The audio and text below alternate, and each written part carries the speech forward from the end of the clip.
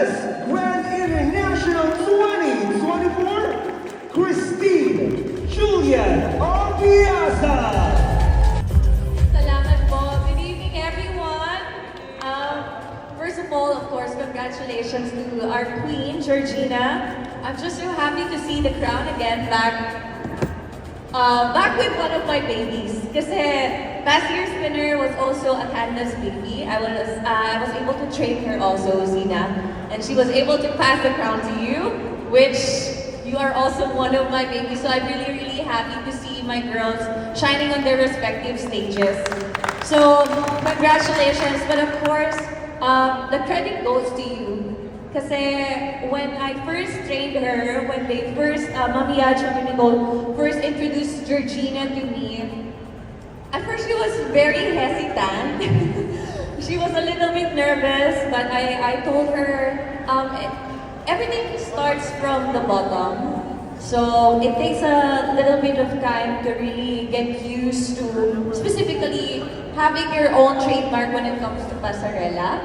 But then it just takes enough discipline and time to train and actually learn yourself and learn how you present yourself on stage. And she was able to do that. That's why she got the crown.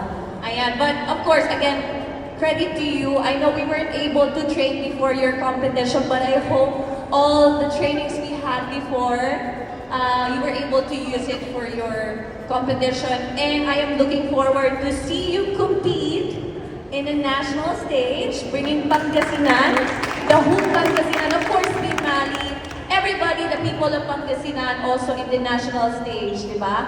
And hopefully, international stage, why not? Kung mabibigyan tayo ng opportunity. I hope you don't close your door when it comes to pageantry here in Miss 100 Islands. This is gonna be an opening for you for more pageants to come. A lot more opportunities, not only pageants, but others as well. And I hope you continue to grow with the family you have now, your glam team, the people who helped you throughout your journey from Miss Big Mali to Miss 100 Islands. And we are all looking forward to see you with more crowns representing your province, of course, and hopefully the country, di ba, tita?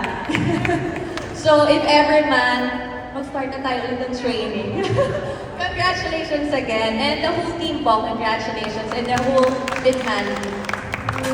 Thanks so much, and please have your photo opportunity. Once again, our Miss Grand International 2024, Christine Julian Obiasa.